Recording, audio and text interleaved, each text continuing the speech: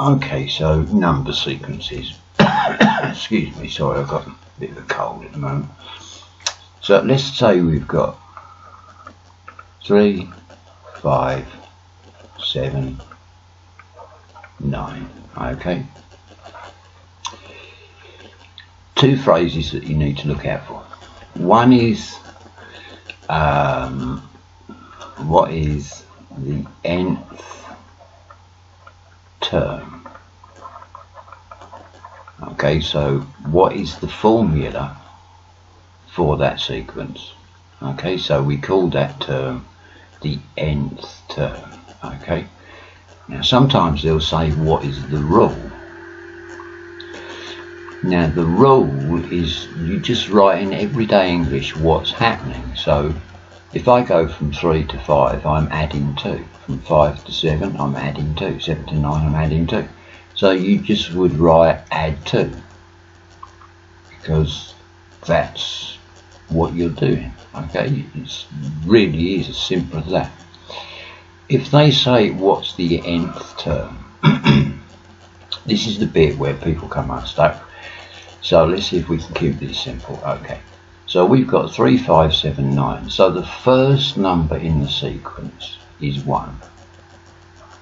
Okay, this is the first number in the sequence. Okay, this is the second number in the sequence.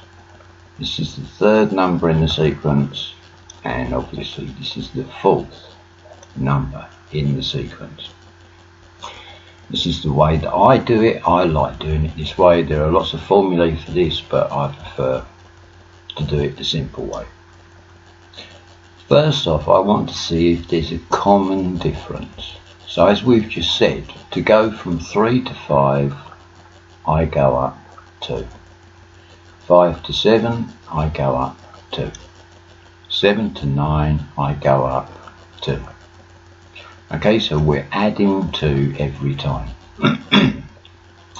So if we've got a constant difference like this, we write the constant difference, which is 2, and we write n beside it. Okay, so in this case it would be 2n. If we were going up in 5s, it would be 5n. Okay, now n is the position number.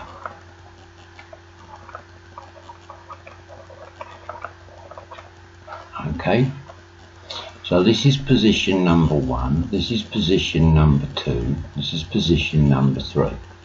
Now I would always advocate go to the third position. Okay, now you can use 1 and 2, that's fine, but 1 and 2 have things about them which won't play fair. So 3 is the first number where it behaves like all other numbers. So what we're doing is we're using the position number to find the number underneath. So if n is the position number, we're going to go to position number 3. So n is 3. Okay, so if we've got 2n, that's 2 lots of 3, which is 6. Close, but we need a bit fine adjustment. So if 2n is 2 lots of 3, which is 6, but we want 7, we need to add 1. Okay, and that is the nth term for that sequence.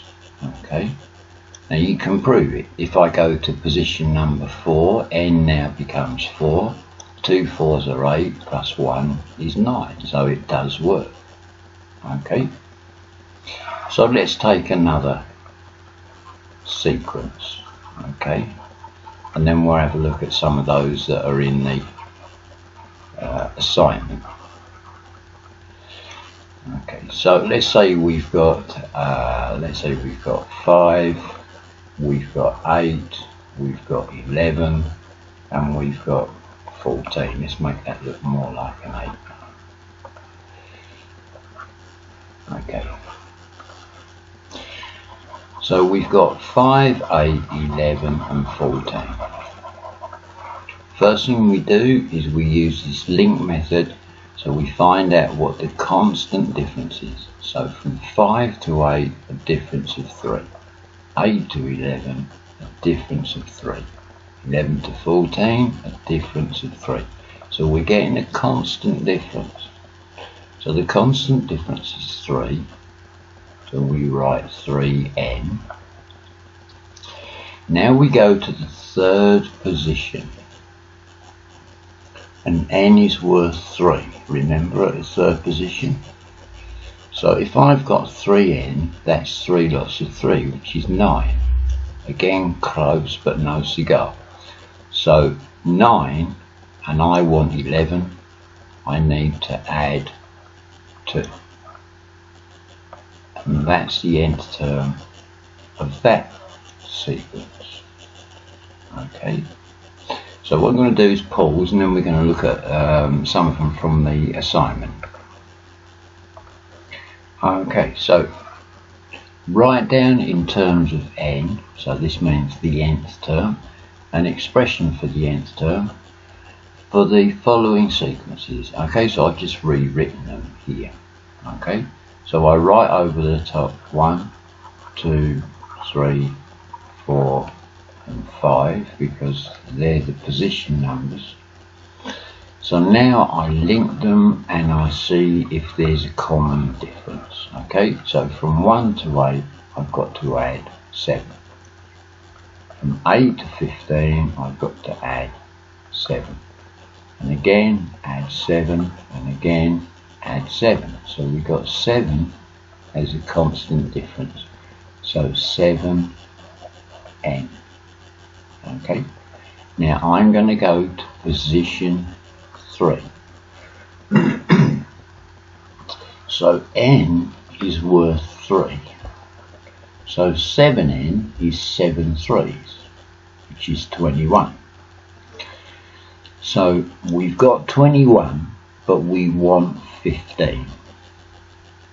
So to go from 21 to 15, I've got to take away 6, okay, because 21 take away 6 gives me 15. So that's the nth term for that sequence. Okay, so the next one, 1, 2, 3, 4, 5. I know I'm going to use 3, so I just ring it out of habit. So I want to find a constant difference, so 12 to 16, so I need to add 4, 16 to 20, add 4, again, add 4, again, add 4. So we've got a constant difference of 4, and I'll write n beside it. I know I'm going to go to the third position, so n is 3. So 4n is 4 threes, which is 12. We want 20, so I need to add 8. And that's the nth term for that sequence. So hopefully you can see it really is simple. If you use the third position, n is always 3. Look for a constant difference. That will give you so many n. And then you will inevitably have to do a little bit of fine-tuning by adding or subtracting a number. Okay, so I'll pause again and we go to another question. Okay, so we've got another question. Again, they want the nth term. I mark position 3 and I want to know what the constant difference is. Now for me to go from 4 to 1, I need to take away 3. From 1 to minus 2, I need to take away 3. Minus 2 to minus 4, take away 3. And again, take away 3. Okay, think bank account. I've got £4. If my bank account has dropped to £1, then obviously I've taken out £3. Okay, I've taken out £3 every time. So I have minus 3n. Don't panic about the minus. Okay. So n is 3. So 3 lots of minus 3 is minus 9. Now we've got minus 9, but we want minus 2. So if my bank account was at minus 9 and I wanted to bring it up to minus 2, how much money would I have to put into the account? Well, I'd have to put in plus £7, because if I put £7 into my account when it was minus 9, it would then only be minus 2. Okay, and I think this is where some people are going adrift, is they get lost with the negative numbers. Okay. So think money. You're £9 overdrawn. You only want to be, for some reason, £2 overdrawn. What do you have to do to your account to get that? Well, you'd have to add £7. Okay. So now we go to the next one. So minus 7 to minus 12. Well, that will be minus 5. Minus 12 to minus 17, I'd have to take out another £5. If I was £17 overdrawn and I went to minus 22, I'd have to take out another £5, and again another £5. Okay, so a constant difference of minus 5, and I write n beside it. Okay, we use position 3, so n is 3, so 3 lots of minus 5 is minus 15. Well, if my bank account was at minus 15, what would I need to have done to make it go to minus 17? I would have had to have taken out another £2. So that's the nth term for that sequence. Okay. So if you're getting bogged down with the negatives, then you need to go back to positives and negatives. Okay. You can also think of temperature. If the temperature is minus 15 and it goes to minus 17, obviously it's dropped by 2 degrees, so it's gone down by minus 2 degrees. Okay, so that might help you as well. Okay, so again I'll pause it and we'll go on to the next one. Okay. So this one, what's term to term rule? So they're not asking for the nth term, the term to term rule, so they just want to know what's happening. So for me to go from 4 to 12, I could add 8. Let's say I add 8. Now from 12 to 36, if I add 8 to 12, that only gives me 20. So it can't be add 8.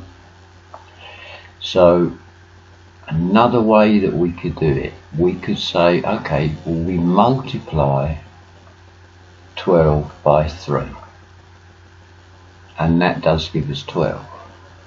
Now if I multiply 12 by 3, I get 36. If I multiply 36 by 3, I get 108. So what I can see is that I'm multiplying by 3 every time. So I just write in here, multiply by 3. That really is it. Okay, they don't want to know the nth term, they just want to know what's happening. You're multiplying by 3, or the numbers are increasing by a factor of 3. Okay, nothing more complicated than that. It really is that simple. Now, just so you know, if you're multiplying the numbers to get the next number, then this is what we call a geometric progression. And some of you may remember this came up in the mock exam. So if ever you have to multiply the number to get to the next number, it's a geometric progression. If we have 2, 4, 6, 8, and we're getting a constant difference, in this case 2, then this is what we call a linear progression. Okay? So, let's move on to the next one. Okay. So it says the sequence starts 1, 4, 9, 16. The nth term is n squared. Okay, now I'll show you why that is the case. So it says use this fact to find the nth term of the following sequences. So first off, I want to show you why this is n squared, because they're presupposing existing knowledge. Okay. So we first off find the common difference. So 1 to 4 is 3, 4 to 9 is 5, 9 to 16 is 7. So we don't have a common difference. So what we do is we go again. 3 to 5 is 2, 5 to 7 is 2. Now we have a common difference. Okay, but we've had to go twice to find that. So we write, because the common difference is 2, we write n and then it's squared, because we've had to go twice to get a common difference. Okay, so now if we take 3 as our position number, then that would be 3 squared, and 3 squared we know is 3 times 3, which is 9, which is the number underneath. So that's why this sequence 1, 4, 9, 16, the nth term is n squared. We've had to go twice to find a common difference. Okay, and just by luck there was no tweaking necessary. Okay. So if we take the next sequence, so let's say we've got 2, 5, 10 and 17. The reason that they give you this is they are telling you that the nth term of both of these is going to involve n squared. Okay. So this is 1, this is 2, this is 3, this is 4. So from 2 to 5, difference of 3. 5 to 10, difference of 5. 10 to 17, difference of 7. No common difference, so we know we're going to have to go again. So we know it's going to involve n squared. So 3 to 5, difference of 2. 5 to 7, difference of 2. So we know that it's going to be n squared, okay, because we've gone twice and we've got 2, so it's n squared. So we go to position number 3. So that would be n is 3, so that would be 3 squared, which we know now is 9. Close, but we want 10. So we need to add 1. So that would be n squared plus 1. Okay, so that will be the nth term for that sequence, 2, 5, 10, 17. Okay. Now if we go to the next one, 2, 8, 18, 32. So we look for the common difference again. So we've got a difference of 6, difference of 10, and a difference of 14. Okay, so no common difference. So we go again. So we know it's going to involve n squared at some point. So 6 to 10 is 4. 10 to 14 is 4. So if I just mark these up, 1, 2, 3, 4, we always go to position number 3. Now instead of a difference of 2, we've got a difference of 4. So instead of n squared, it will be 2n squared, because 4 is twice 2. Okay, we've gone twice, so we go n squared. We've gone twice, so it's n squared. But because we've got a common difference of 4, then it will be 2n squared. If we had a common difference, say we've got a common difference of 6, then that's 3n squared. Okay, so it's always half of what this is. So half of 2 is 1, which is 1n squared. Half of 2 is 2n squared. Half of 6 is 3n squared. Okay, so now I know that this is 2n squared. So n is going to be 3, so that's 2 times 3 squared. Okay, now 3 squared is 9, and 2 9s are 18. And 18 is the number that's there. So we don't need to add or subtract anything. So our nth term for that sequence is 2n squared.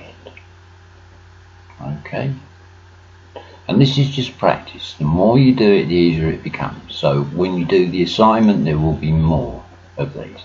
Okay, I'll pause just once more. Okay, so the first term of a geometric progression is 3. So there's the first term, so we can write in 3. And the common ratio is 2.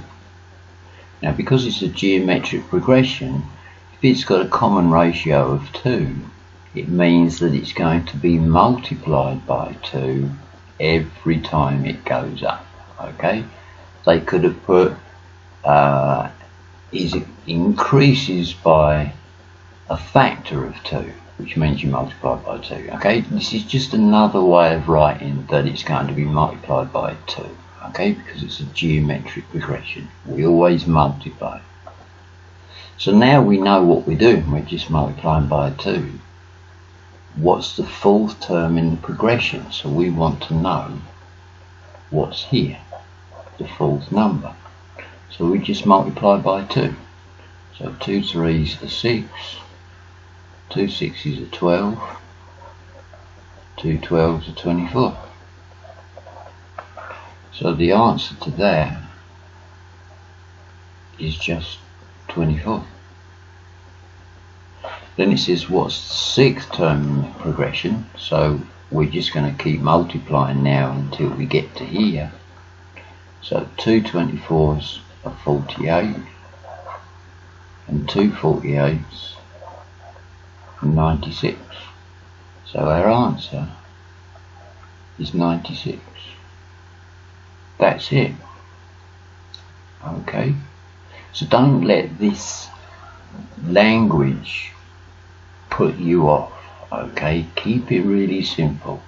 If it's a geometric progression, you're going to multiply, and they'll tell you by what you're going to multiply, and you're looking for common differences to find the nth term. Okay, so I hope that's helped, and it might help you with the assignment, and I'll get on and do another video about something else.